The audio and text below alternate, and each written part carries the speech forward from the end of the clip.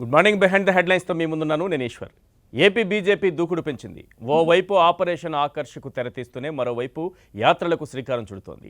దేవాలయాలపై దాడులకు నిరసనగా ఫిబ్రవరి 4 నుంచి జనజాగృతి యాత్ర చేపట్టాలని నిర్ణయించింది. తిరుపతి టు రామతీర్థం వరకు యాత్ర సాగేలా ప్లాన్ చేస్తోంది. ఈ యాత్రకు ప్రభుత్వం అనుమతిని ఇవ్వకపోతే పరిణామాలు తీవ్రంగా ఉంటాయని హెచ్చరిస్తోంది. మరోవైపు దేవాలయాలపై దాడుల్లో కొందరు బీజేపీ కార్యకర్తలు ఉన్నారంటూ డీజీపీ చేసిన ప్రకటనపై ఆగ్రహం వ్యక్తం చేస్తోన్న కమలం పార్టీ డీజీపీ వెంటనే దీనిపై స్పష్టత ఇవ్వాలని, లేకుంటే దావా వేస్తామని, అదే సమయంలో మరో ఉద్యమం కూడా చేపడతామని హెచ్చరిస్తోంది. మరోవైపు మంత్రి వెల్లంపల్లి బీజేపీపై నిప్పులు జరిగారు.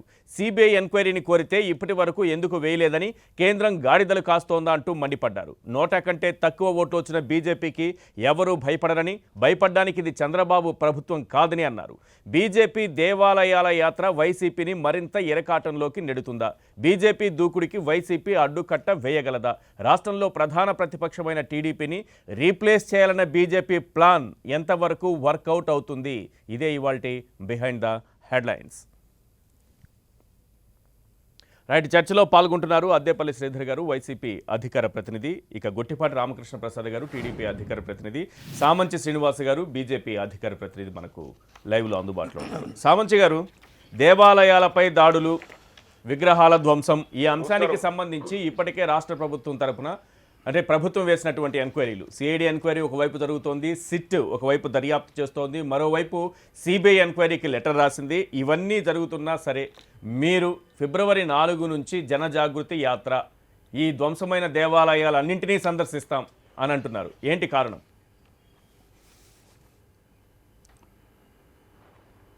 శుభోదయం ఈశ్వర్ గారు, ఇతర ప్యానెల్లో ఉన్న పెద్దలందరికీ కూడా నమస్కారం.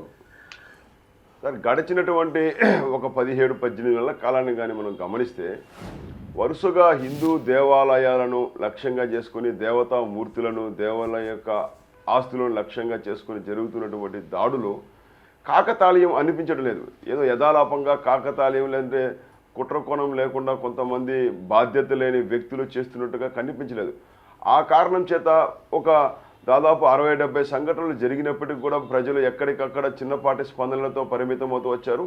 ఎప్పుడైతే అంతర్వేదిలో రథము తగలబడిందో, ఆ రథం తగలబడ్డ తర్వాత వెంటనే ప్రజలందరూ కూడా రోడ్డు మీదకు రావడము, ఖచ్చితంగా దీని వెనుక ఉన్నటువంటి కుట్రదారులను, దోషులను, అంతకంటే ముందు జరిగినటువంటి సంఘటనల వెనుక ఉన్నటువంటి ఉద్దేశాలను, శక్తులను కూడా బయటకు తీసుకురావాలనే ఉద్దేశంతో గట్టిగా మాట్లాడడం జరిగింది. అయితే అటు తర్వాత కూడా ఈ దాడులు అయితే ఆగలేదు. అటు తర్వాత కూడా క్రమేపీ పెరుగుతూ వస్తుంది. అలాంటిది పతాక స్థాయికి చేరిపోయి 400 సంవత్సరాల పురాతనమైనటువంటి ప్రాశస్త్యం కలిగినటువంటి, అంటే భద్రాచలాన్ని మనం కోల్పోయిన తర్వాత ఆంధ్రప్రదేశ్లో అలాంటి రామాలయాన్ని శ్రీరామనవమి సందర్భంగా నిర్వహించుకోవాల్సిన ఉత్సవాల సందర్భంగా ఒక రామాలయం కావాలనుకున్నప్పుడు ఒంటిమిట్టతో పాటుగా ఈ రామతీర్థంలో ఉన్నటువంటి రామాలయాన్ని కూడా పరిశీలించడం జరిగింది. అలాంటి ప్రాశస్త్యం కలిగినటువంటి ఆలయంలోకి వెళ్ళి శ్రీరామచంద్రుని యొక్క ప్రభువు యొక్క తల వేరు చేసేటువంటి సంఘటనతో అందరూ కూడా మేల్కోవడం జరిగింది. ఖచ్చితంగా ఇది కాకతాళీయమైనటువంటి సంఘటన. ఇందులో ఈ ఎంక్వైరీలో కొంతమంది బీజేపీ కార్యకర్తలు కూడా ఉన్నారని డీజీపీ ప్రకటన చేసిన తర్వాత మేము యాత్ర చేపడతామని మీరు చెప్పడం ద్వారా ఈ ప్రభుత్వాన్ని బెదిరిస్తున్నారు, ఇలాంటి బెదిరింపులకు మేము భయపడమని వెల్లంపల్లి గారు అంటున్నారు.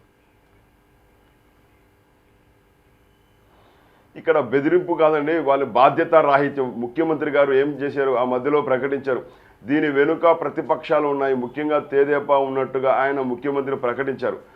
దానికి తద్విరుద్ధంగా డీజీపీ గారు మీడియా ముందుకు వచ్చి ఒక ప్రకటన చేశారు. దీని వెనుక కుట్ర కోణం లేదు, దొంగలు, పిచ్చివాళ్ళు, జంతువులు, ఇలా కొన్ని మూఢనమ్మకాలు, వీటి కారణంగానే ఆలయాల ధ్వంసం, విగ్రహాల ధ్వంసం జరిగిందని చెప్పారు. 24 గంటలు తిరగకుండానే వెంటనే ముఖ్యమంత్రి ఇచ్చినటువంటి, అంతకంటే ముందు ముఖ్యమంత్రి ఇచ్చిన స్టేట్మెంట్కి అనుగుణంగా మాట్లాడకపోతే ముఖ్యమంత్రి ఇచ్చినటువంటి దానికి శాంక్టిటీ ఉండదనే ఉద్దేశంతో మళ్ళీ తెర మీదకి వచ్చి దీని వెనుక కుట్ర కోణం దాగి ఉంది, రాజకీయ కోణం కూడా ఉందని చెప్పి మాట్లాడటం అనేది విడ్డూరంగా ఉంది. కానే కాదు, ఎందుకంటే సిట్టు సిఐడి దర్యాప్తులో మీరు తేల్చింది ఇదేనా? ప్రత్యేకమైనటువంటి స్పెషల్ ఇన్వెస్టిగేషన్ టీంను అపాయింట్ చేసి అదే విధంగా సిఐడి చేత విచారణ చేపించి మీరు చేసింది ఇదేనా? సోషల్ మీడియాలో పోస్టింగ్లు పెట్టడానికి ఆలయాల్లోకి వెళ్ళి విగ్రహాలను ధ్వంసం చేయడము, రథాలను తగలబెట్టడము, అదేవిధంగా విజయవాడ ఆలయంలో ఉన్నటువంటి హనుమంతునికి సంబంధించినటువంటి విగ్రహాలు మాయం చేయడము, ఇలాంటి ఘటనలకు సోషల్ మీడియాలో ఆవేదనతో ఆవేశంతో పెట్టేటువంటి పోస్టింగ్ల మధ్య వ్యత్యాసం తెలియకుండా ఈ రోజు రాష్ట్ర ప్రభుత్వం ఉందని నేను ప్రశ్నిస్తున్నాను. ఎందుకంటే ఈ రాష్ట్ర ప్రభుత్వానికి వ్యతిరేకంగా ఒక్క పోస్టింగ్ పెడితే పక్క రాష్ట్రాలకు వెళ్ళి మారు వేషాల్లో దాక్కుని ముద్దాయిలను పట్టుకొచ్చి లోపలికి వచ్చి నాన్ బెయిలబుల్ సెక్షన్స్ కింద అరెస్ట్ చేసి ఇప్పటికీ బెయిల్ రాకుండా జైల్లో ఉన్నటువంటి సంఘటన మనం చూస్తున్నాం. మరి అలాంటిది మరి రామాలయాలపైన దేవాలయాలపైన ఆస్తులపైన దాడులు జరుగుతుంటే వాటిని పట్టుకోవడం ఈ రాష్ట్ర ప్రభుత్వానికి పోలీసులకు చేత కాదా అని భారతీయ జనతా పార్టీ ప్రశ్నిస్తుంది. ఒకవేళ చేతనైనా కూడా పట్టుకునేటువంటి క్రమంలో వాళ్ళ చేతులకు సంఖ్యలు వేసేది వాళ్ళను ఆపేటువంటి ఈ రాజకీయ అధికార పార్టీ యొక్క శక్తులేంటో బయటకు తెలియాలి. ఈ కుట్ర వెనుకున్నటువంటి వాస్తవాలు ప్రజలకు తెలియాలనే డిమాండ్ తో అడగడం జరిగింది. కాలేదు, ముఖ్యంగా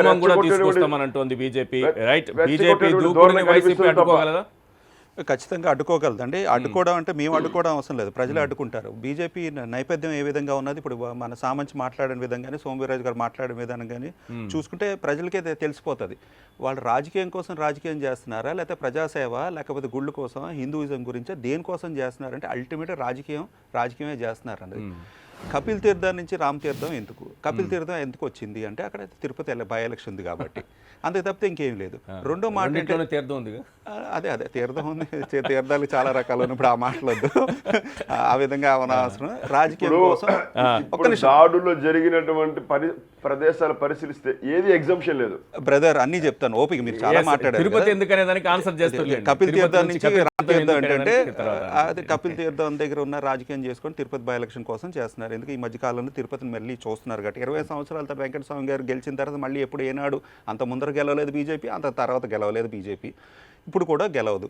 ఎందుకంటే మన బీజేపీ మిత్రులు, తెలుగుదేశం మిత్రులు మేము పోటీ ఇస్తాము అంటున్నారు, లేదా మార్జిన్ తగ్గిస్తాం అంటున్నారు. విన్నింగ్ ప్రజలు నిర్ణయిస్తారు. అదే నేను ఏమీ అనట్లేదు, మీ బ్రదర్స్ చెప్పారని చెప్తున్నాను ఆల్రెడీ.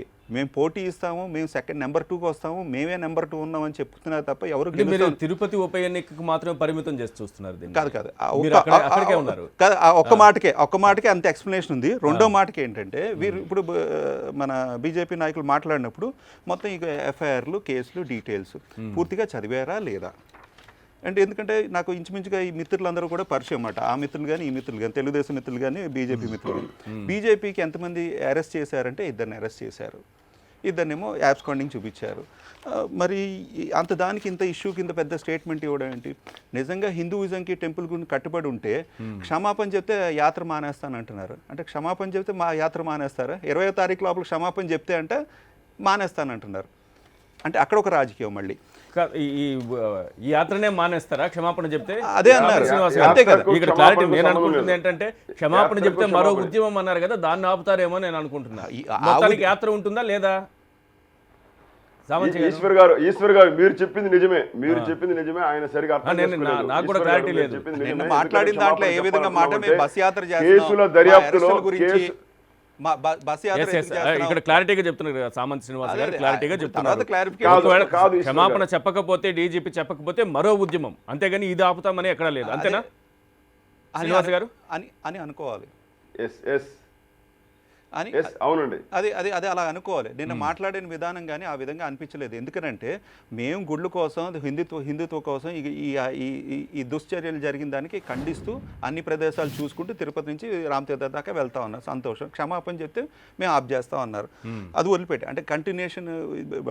ఈ నలుగురిలో ఎవరెవరు అన్నప్పుడు బీజేపీ ఎవరెవరిని అరెస్ట్ చేశారంటే 2 అరెస్ట్ చేశారు. ధర్మపురి ఆచార్య, శ్రీకాకుళం జిల్లాలో. ఆయన ఏం చేశారు, ఇదివరకు జరిగిన సంఘటనని ఆ రోజు ఏదో కొత్తగా జరిగిన సంఘటనలాగా మీడియాలో చేయడం వలన Icharla police station case book అయింది. కొంచాడ రవికుమార్ దోంపేట బీజేపీ మండల సెక్రటరీ, ఆయన కూడా అదే భూలోక టెంపుల్లో ఉన్న జరిగిన దానికి విగ్రహాల ధ్వంసానికి ఏమైనా సంబంధం ఉందా సార్? ఆయన మీద బ్రదర్ మీరు ఓపిక పట్టాలి. సోమవీర్రాజు గారు కూడా తెలుసుకోవాలి. కాగితాలు ఎదురుగుండా పెట్టుకుని మీరు మాట్లాడినా, సోమవీర్రాజు గారు మాట్లాడినా ఈ విధంగా మాట్లాడరు. వాళ్ళు ధ్వంసం చేశారని చెప్పి కేసులు బుక్ చేయలేదు. ధ్వంసం జరిగింది ఈ మధ్యకాలంలో అని చెప్పి ఏదైతే ఎమ్యూనిటీ టు అంటే మత విద్వేషణ చేయడానికి ఉన్న ఏవైతే సెక్షన్స్ అవి పెట్టి అరెస్ట్ చేయడం జరిగింది. పేర్లు చూపించి వీళ్ళున్నారు, వాళ్ళున్నారు, ఆ పార్టీ వాళ్ళు, ఈ పార్టీ వాళ్ళు ఉన్నారని చెప్పడం ఎందుకు? అదే అందుకే క్షమాపణ అడుగుతున్నారు. అదే నేను దేవాలయాలు ధ్వంసం చేయలేదు, అదే ఆ జరిగిన ఘటనను సోషల్ మీడియాలో పోస్ట్ చేశాము. జరగని ఘటనని జరిగినట్టు చూపించి సోషల్ మీడియాలో రాజకీయ లబ్ధి కోసం, రాజకీయం కోసం ఈ విధంగా చేయడం, హిందువులు ముస్లిమ్స్ క్రిస్టియన్స్ దెబ్బలాడుకోవాలి కోసం చేశారు. క్వశ్చన్ ఏంటంటే దేవాలయాలపై దాడులకు సంబంధించి అసలైన దోషులు ఎవరు? అది వస్తున్నారు. రాజమండ్రిలో జరిగిన సంఘటన ఏదైతే బుక్కన బాబుఖాన్ చౌదరి ఎవరైతే వెల్లంపల్లి ప్రసాద్ బాబు ఉన్నారో అతన్ని అరెస్ట్ చేయడం జరిగింది. అతను ప్రధానమైన వ్యక్తి. అతను చేశాడు, అతను మొత్తం క్రియేట్ చేశాడు. దాన్ని ప్రాపగండా చేసింది అడప వరప్రసాద్, అడప సందీప, కర్టూరు శ్రీనివాసరావు. బీజేపీ ఇద్దరు సోషల్ మీడియాలో యాక్టివ్గా ఉంటారు, అందరికీ తెలిసిన వ్యక్తులే, మా అందరికీ పరిచయస్తులే. సో వాళ్ళ మీద కేసు బుక్ చేశారు, వాళ్ళిద్దరు అబ్స్కాండింగ్ చూపించారు. ఇప్పుడు జరిగిన సంఘటనలు అంటే ఇప్పుడు ఆ రోజు మొత్తం జరిగినవి 44 సంఘటనలు. తెలుగుదేశం చెప్పినట్టు తెలుగుదేశం వంతపాటే పత్రికలాగా 120, 150 అని కాదు. ఈ 44 సంఘటనలు ఏదైతే 20 సంఘటనలు దాని గురించి ఆ రోజు డీజీపీ గారు రిలీజ్ చేశారు. ఆ రిలీజ్ చేసిన దాంట్లో ఏంటంటే ప్రధానంగా ఏ అంశాలు అయితే క్లారిటీగా ఉంది. Okay sir, okay. ఇప్పుడు యాత్ర వరకు వెళ్ళిపోయింది బీజేపీ. ఏంటి యాత్రని అడ్డుకుంటారా? పర్మిషన్ ఇస్తారా? మీరు పర్మిషన్ ఇవ్వకపోతే మళ్ళీ తీవ్రంగా పరిణామాలు ఉంటాయి, ముందే చెప్తారు. అంత ఏముండదు. వాళ్ళ యాత్ర మీరు రాజకీయంగా లబ్ధి కోసం అంటున్నారు, నిజంగానే లబ్ధి కూడా ఉండొచ్చేమో. అది వైసీపీకి దెబ్బ కదా. అడ్డుకోవడం అన్నా మొదలు పెట్టడం అన్నా కూడా బీజేపీ తిరుపతి బై ఎలక్షన్ కోసం చూస్తున్నది. బై ఎలక్షన్ అలాగే ఓడిపోతారని చెప్పి వాళ్ళే చెప్తున్నారు. ఎందుకంటే జనసేన బీజేపీ అలయన్స్ లో ఉన్నప్పుడు జనసేన సహకరిస్తుందా లేదంటే డౌట్ఫుల్. నెంబర్ టూ ఏదండి ప్రజలు చెప్తున్నారు. ఎవరికి లేని అనుమానం మీకు కలుగుతున్నాయి. 20 సంవత్సరాల కిందట గెలిచారు, అంత ముందర గెలలేదు, తర్వాత గెలలేదు, ఇంక ముందర కూడా గెలవరు. ఒకటి. రెండోది ఏంటంటే మీ నాయకత్వాన్ని పెంపొందించుకోకుండా ఇంపోర్ట్ చేసుకున్న తెలుగుదేశం ప్రజలు నిర్ణయిస్తారు. అదే నేనేం కాదనట్లేదు. ఎలాగైతే తెలుగుదేశం వాళ్ళు కాంగ్రెస్ నాయకులను ఇంపోర్ట్ చేసుకుని పనపాలకృష్ణ ఎలా క్యాండిడేట్ని చేశారో, ఈరోజు బీజేపీ సోమవీర్రాజు గారు ఫెయిల్ అయ్యారని చెప్పి తెలంగాణ బండి సజ్జను ఇంపోర్ట్ చేసుకుంటున్నారు కదా. దాన్ని బట్టి మీ నాయకత్వం మీద నమ్మకం కలగదు. మీరు చేసే కార్యక్రమాలు ఏవి ఉన్నాయంటే ముందు గోయ వెనక నుయ్యలా టైప్ భయం ఎందుకో కాదండి. అసలు కన్సిడరేషన్ ఇప్పుడు నేను ఎల్లంపల్లి శ్రీనివాస్ లాగా మాట్లాడలేదు. ఏపీలో ఫెయిల్ అయ్యి తెలంగాణ నేతల్ని రైట్, ఆ విషయం కూడా మాట్లాడదాం. గొట్టిపాటి రామకృష్ణ ప్రసాద్ గారు, జనజాగృతి యాత్ర బీజేపీ 3 సార్లు దేవాలయాలన్నింటినీ సందర్శిస్తామంటుంది. ఏం చెప్తుంది టీడీపీ? ముందుగా ఈశ్వర్ మీకు, శ్రీధర్ గారికి, శ్రీనివాస్ గారికి నమస్కారాలు. అదేవిధంగా ఈ రోజు ఆంధ్రుల ఆరాధ దైవం, తెలుగు వారి కీర్తి ప్రతిష్టలని, ఆత్మగౌరవాన్ని నిలబెట్టిన మహానుభావుడు ఎన్టీ రామారావు గారు 25వ వర్ధంతి సందర్భంగా 10 టీవీ ద్వారా వారికి నివాళులు అర్పిస్తూ, ముందుగా ఇక్కడ జరుగుతున్నటువంటి చూస్తే పరిణామాలు, సరే ఇప్పుడు డీజీ గారి ప్రకటన లేదంటే అది కాసేపు ఒక్క నిమిషం అలా ఉంచి, ఫస్ట్ నుంచి కూడా సీక్వెన్సీని ఇప్పుడు వాళ్ళు ప్రభుత్వమే కారణభూతం అవుతా ఉంది. వాళ్ళు ఎవరు యాత్ర చేసినా, ఎవరు విమర్శ చేసినా, లేదా ఎవరికైనా సమాధానం చెప్పాల్సినటువంటి పరిస్థితిని తెచ్చుకుంది ప్రభుత్వమే. జాతీయ స్థాయిలో దీని మీద చర్చ జరుగుతూ ఉంది. ఇక్కడ జరుగుతున్నటువంటి దురాగతాలకి అనేటువంటిది నిన్న జీవీఎల్ గారు మాట్లాడుతున్నారు.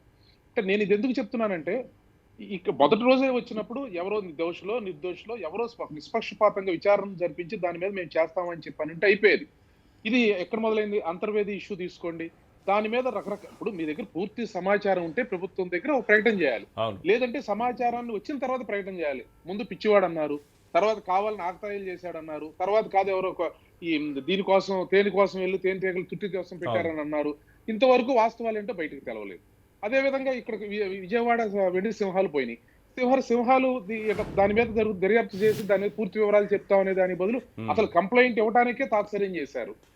ఇది కాకుండా ఇవి ఒక పక్క. రెండోది, మంత్రులే సూటిగా మాట్లాడి బాధ్యతాయుతమైన స్థానంలో ఉన్న మంత్రులే ఇష్టానుసారంగా మాట్లాడటం. ఇప్పుడు దేవుడు అంటే ఒక నమ్మకానికి సంబంధించినటువంటి అంశం, ఏ మతానికైనా. దానికి సంబంధించి ఆ నమ్మకాన్ని లేదంటే ఆ విశ్వాసాన్ని దెబ్బతీసే విధంగా విగ్రహాలుగా చేయబోతే ఏమైంది, తలబోతే ఏమైంది, పెట్టేస్తాం కదా, మన 10 లక్షలు పోతే 1 కోటి రూపాయలు చేపిస్తాం, ఇవన్నీ అంటే అలా మాట్లాడటం ద్వారా వాస్తవానికి ఒక చర్చని ఈ రాష్ట్రంలో ఈ విధంగా జరుగుతున్నటువంటి కారణభూతమైనటువంటి అవటానికి కారణం ప్రభుత్వం అయింది. ఇది ఇక్కడ ఆశ్చర్యకరమైన విషయం. ఈ రోజు జరుగుతూ ఉన్నటువంటిది ఇప్పటికీ కూడా ఇప్పుడు చేసినటువంటి ప్రకటన ఏదో తెలుగుదేశం వాళ్ళు, బీజేపీ వాళ్ళు దీనిలో ఉన్నారని చెప్పి చేశారు. ఆ ప్రకటన మీరు చూసే ఉంటారు సిస్టర్ గారు. ఆ ప్రకటనలో అంతా సామాజిక మాధ్యమాలకు సంబంధించి పెట్టిన పోస్టులకు సంబంధించినటువంటిది. ప్రొవోక్ చేశారనో లేదంటే అసత్యాలు ప్రచారం చేశారనో, ఇక్కడ అది సరే, దానిలో ఉన్నటువంటి అవాస్తవాలు ఫస్ట్ నుంచి సోషల్ మీడియాలో పెడుతున్న పోస్టులకు సంబంధించి ఆ కేసులు ఎలా పెడుతున్నారు, అదంతా ఎలా వచ్చింది, దానికి సంబంధించి అంత న్యాయవాది శ్రీధర్ గారు కూడా తెలుసు ఆ చట్టం దానికి ఇంప్లిమెంటేషన్ చేయడం కుదురుతుందా లేదా. ఇప్పుడు బీజేపీ చేపట్టబోయే యాత్ర రాజకీయంగా లబ్ధి పొందడానికి అని భావిస్తోందా టీడీపీ? ఒకవేళ అదే జరిగితే టీడీపీ దాటుకుని ముందుకెళ్ళిపోతుంది కదా బీజేపీ, రాజకీయ లబ్ధి కోసమే అనుకుంటే. ఇప్పుడు ఒక రాజకీయ పార్టీ తమ ఎదుగుదల ఎదగాలని కోరుకుంటా ఉంటుంది, ఉన్న రాజకీయ పార్టీ నిలబెట్టుకోవాలని చూస్తూ ఉంటుంది, అప్పటికే అగ్రస్థానంలో ఉన్నటువంటి. అయితే నేను ఇక్కడ అనేది ఏంటంటే, ఇది రాజకీయాలతో ముడిపడినటువంటి అంశంగా తీర్చిదిద్దే ప్రయత్నం చేస్తా ఉంది ప్రభుత్వం అవటం.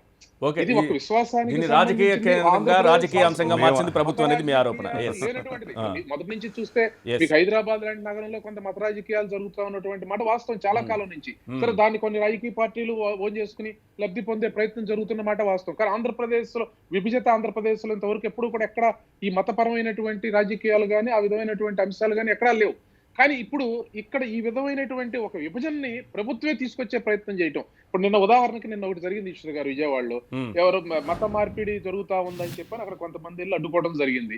అడ్డుకుంటే వాళ్ళని పోలీసులు తీసుకెళ్లి స్టేషన్ తీసుకెళ్లారు. ఎవరిని? ఈ మతం మారే వాళ్ళని తీసుకుని వాళ్ళందరినీ తీసుకెళ్లారు. నేను ఇక్కడ ఏం ప్రశ్నిస్తానంటే, వాళ్ళంతటా వాళ్ళు ఒక విశ్వాసంతో మారుతున్నారా ఈ స్వేచ్ఛగా, లేదు ఒత్తిడికి మేరకు మారుతున్నారా అనేది నిర్ధారణ చేయాలి కదా. దీన్ని అంటే మీరు స్వేచ్ఛ, ఇప్పుడు ఎవరో చెప్పారు కాబట్టి అడ్డుకున్నారు అంటే వారి స్వేచ్ఛను హరించినట్టు. అది నిజమైతే వాస్తవాలు మత మార్పిడి బలవంతంగా జరుగుతున్నాయి అని చెప్పేటువంటి మేము మాట్లాడేటువంటి మాటలో లేదా ప్రతిపక్షాలు మాట్లాడుతున్న మాటలో వాస్తవాలు అవుతున్నట్టు. వీటి మధ్య ఉన్నటువంటి క్లారిటీని ప్రభుత్వం ఇవ్వాల్సినటువంటి అవసరం. చాలా సంతోషం రామకృష్ణ ప్రసాద్ గారు, మీరు నిజం మాట్లాడినందుకు. ఈ ప్రభుత్వం ఎవరైతే కంప్లైంట్ ఇచ్చారో వాళ్ళని జైల్లో వేశారని మీరు చెప్పలేదు. ఎవరైతే మత మార్పిడి ఏవో కార్యక్రమాలు చేస్తున్నారో, డౌట్ వచ్చింది, ఎవరో కంప్లైంట్ ఇచ్చారో వాళ్ళని తీసుకుని వెళ్ళి ఎంక్వైరీ చేస్తున్నారు. ఎవరినన్నా సరే, మీరన్నా నేనన్నా అందరికీ తెలిసిన ఎంక్వైరీ చేయాలి. ఇదివరకు పాత ప్రభుత్వంలాగా అరెస్టులు ఉండవు. ఎంక్వైరీ లేదు, అప్రిషియేట్. మీరు ఏమన్నారు, కంప్లైంట్ ఇచ్చిన లోపల జైల్లో లేదు, ఎవరి మీద కంప్లైంట్ ఇచ్చారో వాళ్ళని ఎంక్వైరీ చేశారు, పోలీస్ స్టేషన్ తీసుకుని ఎంక్వైరీ చేయాలి. ప్రాథమిక హక్కు ఎవరికన్నా సరే, మంచన్నా చెడన్నా అది జరిగిందా లేదా అన్నది. అప్పుడు ఎంక్వైరీ చేసిన తర్వాత ఆ ఎంక్వైరీలో నిజం తేలితే వీళ్ళు లోపలికి వెళ్తారు, అబద్ధం తేలితే ఎవరైతే కంప్లైంట్ ఇచ్చారో వాళ్ళకి ఏదో అట్రిబ్యూట్ చేసి వాళ్ళని లోపలేస్తారు. ఎందుకు సత్య దూరమైన చేశారని. మేము ప్రధానంగా ఇక్కడ జరుగుతా ఉన్నటువంటిది ఇప్పుడు ఇది ఈ విధంగా జరుగుతున్నటువంటిది ఎంత సరే. ఇప్పుడు వారు చెప్తున్న శ్రీధర్ గారు చెప్పినట్టే ఇటువంటివి సరే, ఎన్ని కేసులు ఈ రాష్ట్ర వ్యాప్తంగా ప్రభుత్వం దృష్టికి వచ్చింది లేదా పోలీసుల దృష్టికి వచ్చినాయి, వాటి మీద ఏది బలవంతంగా జరుగుతున్నట్టు, ఏది స్వేచ్ఛాయుతంగా జరుగుతున్నట్టు అనేటువంటి ప్రకటన చేసేటువంటి అవకాశం ఉందా, చేయగలిగేటువంటి శక్తి ఉందా ప్రభుత్వం దగ్గర? అంటే నేను అనేది ఇది. ఇప్పుడు మీరు చెప్పిందే సరే, ఇదిగో ఇంత నిష్పక్షపాతంగా మేము చేస్తున్నాం అంటున్నారు, సంతోషం. నిష్పక్షపాతంగా చేస్తున్నారా లేదో ప్రజలు అది ఆ దర్యాప్తు పైన నమ్మకం లేకనే మీరు సిబిఐ అడిగారు, ప్రభుత్వము సిబిఐని అడిగింది, బీజేపీ సిబిఐని అడిగింది. కానీ ఎక్కడా కూడా సిబిఐ ఎంక్వైరీ ఈ రోజు వరకు జరిగినటువంటి దాఖలాలు లేవు. అంటే ముందుకు వచ్చినటువంటి పరిస్థితి అయితే కనిపించట్లేదు. కానీ దీన్ని రాజకీయ అవసరాలకు వాడుకుంటున్నారని మీరు అన్నారు కదా, దీన్ని రాజకీయ అంశంగా మార్చింది వైసీపీని అని అన్నారు కదా, దానికి ఆన్సర్ చేయాలి. ఏం చెప్తారు శ్రీధర్ గారు? అంటే రాజకీయ అంశం కింద మారుస్తుంది ఎవరు అంటే బీజేపీ అని చెప్తారు కానీ వైసీపీ అనరు ఎవరన్నా సరే. సార్ రామకృష్ణ ప్రసాద్ గారు మాకు ప్రధానంగా ఇది అపోజిషన్గా ఉన్నారు కాబట్టి తెలుగు రాష్ట్రాల్లో వారు ఆ విధంగా అన్నారు. భారతదేశంలో ప్రధానంగా 3 అంశాలు ఉన్నాయి. ఒకటి కన్వర్షన్స్, డౌటే లేదు, భారతదేశం మొత్తం అంతా ఇబ్బంది ఉన్నది. రెండోది గర్వాపసి, అంటే కన్వర్ట్ అయిన తిరిగి తీసుకున్నాడు, అందులో బలం ఉపయోగిస్తున్నారా లేదా స్వచ్ఛందంగా వస్తున్నారు. మూడోది లవ్ జిహాద్. ఈ ప్రధానంగా 3 అంశాలు అయితే భారతదేశంలో ఇబ్బందులు ఉన్నాయి. నరేంద్ర మోడీ గారు ప్రధానమంత్రి అయిన తర్వాత ఈ లవ్ జిహాద్లు కానీ లేకపోతే ఒక డిస్కంఫర్ట్ ఇన్ కమ్యూనల్ అది రీజనల్ గ్రౌండ్స్ మీద ఎక్కువ పెంపొందించింది అని చెప్పి ఇంటర్నేషనల్ రిపోర్ట్స్ అన్నీ వచ్చినాయి. ఆ విధంగా రాజకీయం చేస్తున్నది కొన్ని రాష్ట్రాల్లో బీజేపీ నాయకులు. ఆ రాజకీయం చేస్తున్నారు. నేను అదే అన్నారు, సోమవీరాజ్ ఫెయిల్ అయ్యాడు కాబట్టి ఎక్స్పోర్ట్ చేసుకుంటున్నారు తెలంగాణ రాష్ట్రం. బండి సంజయ్ అంటే సీతా గీత సర్జికల్ స్ట్రైక్. అసలు రాముడు సీత భారతదేశంలో ఉన్న వాళ్ళందరికీ సార్ అయోధ్య గుడి గురించి అది ఇది రాజకీయం చేసుకున్నారు. ప్రధానంగా బీజేపీ చేయాలి కానీ ఇక్కడ ఫెయిల్ అయ్యి ఇంపోర్ట్ చేసుకుంటున్నారా నేతల్ని తెలంగాణ నుంచి. రైట్, మంచి శ్రీనివాస్ గారు 2 అంశాలు.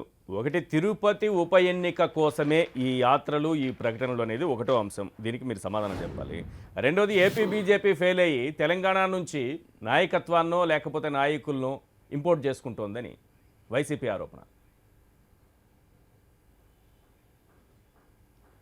ఈశ్వర్ గారు, శ్రీధర్ గారు మాట్లాడిన దాంట్లో ఏమాత్రం వాస్తవం లేదు. ఎందుకంటే సోము వీర్రాజు గారు ఫెయిల్ అయ్యారు అనుకున్నప్పుడు మరి రామతీర్థం వెళ్ళేటప్పుడు విజయసాయి రెడ్డిని, చంద్రబాబు నాయుడు గారిని దగ్గరుండి దర్శనం చేయించిన మీ పోలీసులు, మీరు 3 రోజుల పాటు అక్కడ ఉండి దర్శనం కోసం ప్రతిరోజు జై శ్రీరామ్ అంటూ నుదుట నామం పెట్టుకొని బయటకు వచ్చేటువంటి అసలు శిష్యులైన రామభక్తుడు సోము వీర్రాజు గారిని ఎందుకు అడ్డుకున్నారు?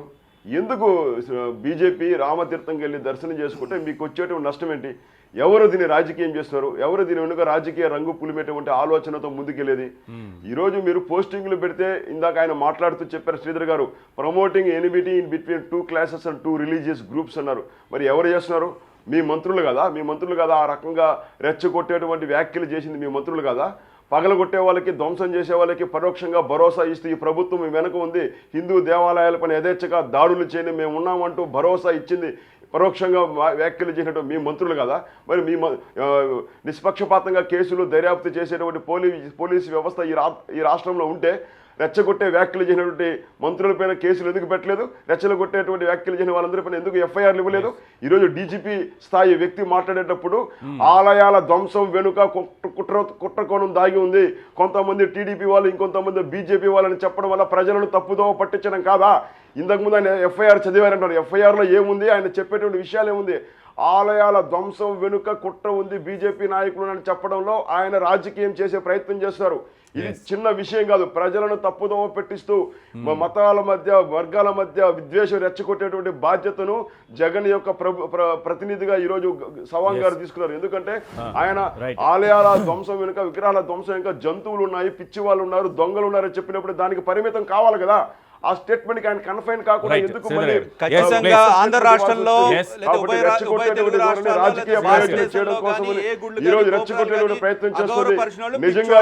నిజంగా ఇది ఒక వర్గాన్ని ఓట్లు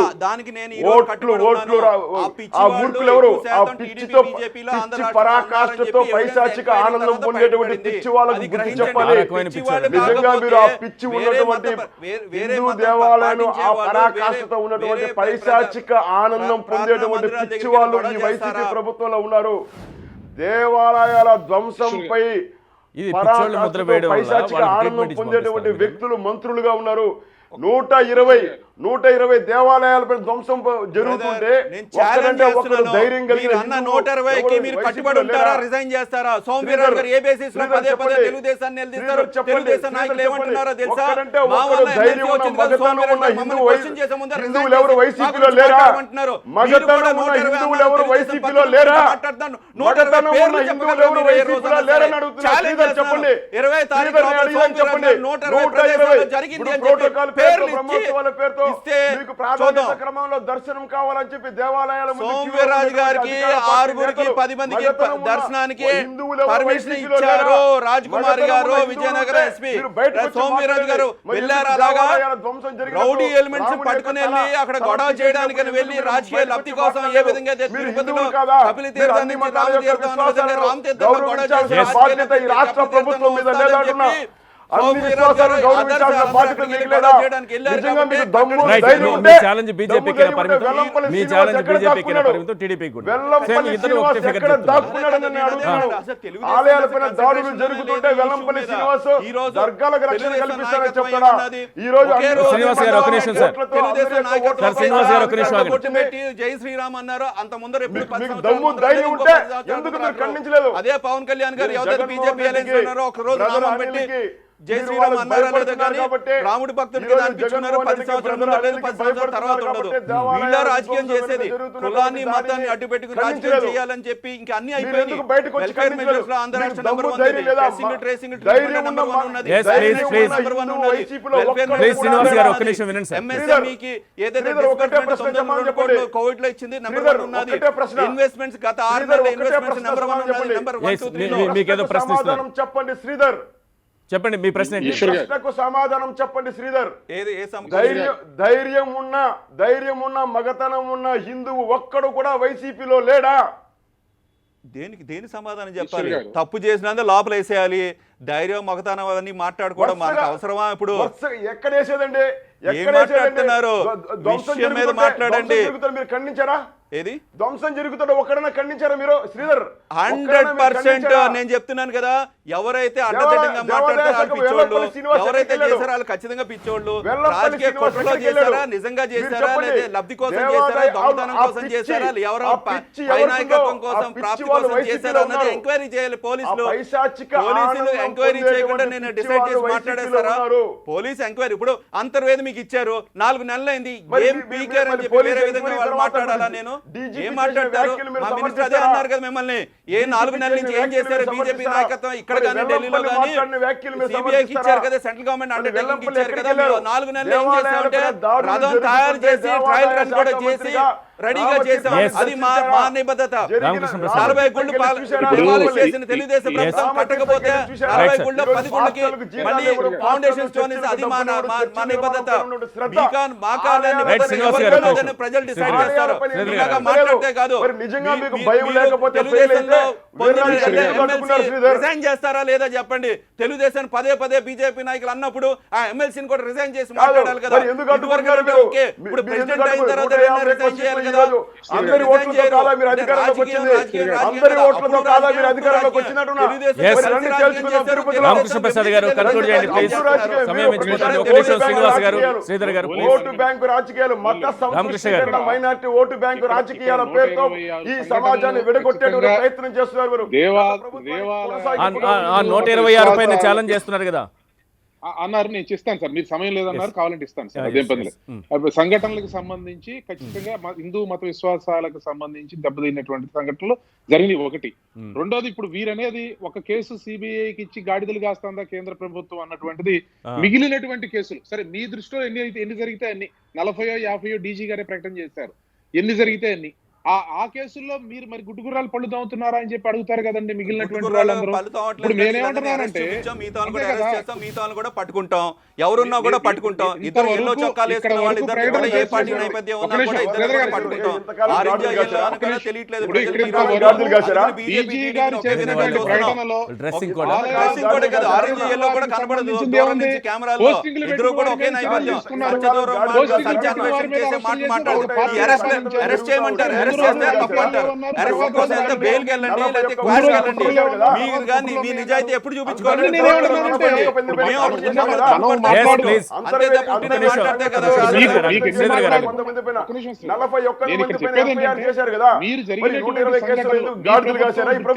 సంఘటనలో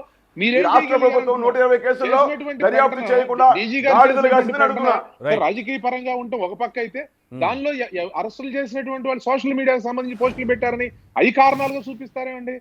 ప్రధానమైనటువంటి అంశాలు ఇంత అసలు ఈ రాష్ట్రంలో ఇంత పెద్ద చర్చ జరుగుతా ఉంది, కారణం ఏంటి? ప్రధానమైనటువంటి జరిగినటువంటి దాడులు, ఆలయాలపై దాడుల్లో ముద్దాయిల్ని ఎవరిని అరెస్ట్ చేశారంటే దాని మీద జవాబు చెప్పలేక, దాన్ని అరెస్టులు చేయలేక విఫలమైనటువంటి ప్రభుత్వం నైతికంగా అర్హత ఉందా అనేది కూడా ప్రశ్నించేటువంటి అవకాశం.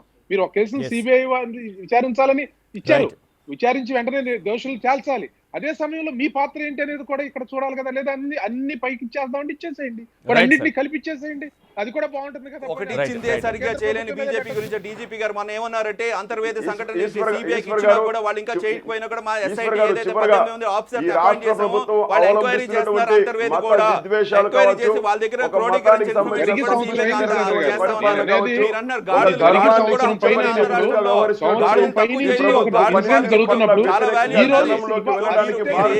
అది మంత్రి వెల్లంపల్లి అన్నారు కదా.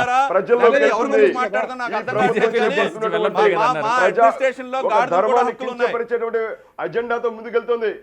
మా ఎజెండా క్లియర్, సెక్యులర్ ఎజెండా. మా ఎజెండా క్లియర్, అందరికీ saturation point welfare. Right thank you sir.